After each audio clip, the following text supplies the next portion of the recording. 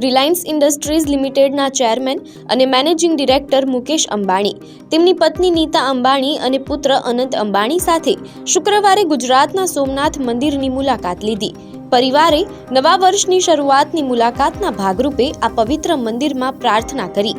મુલાકાત દરમિયાન અંબાણી પરિવારે સોમનાથ મંદિર ટ્રસ્ટને 5 કરોડ રૂપિયાનું દાન આપ્યું હતું।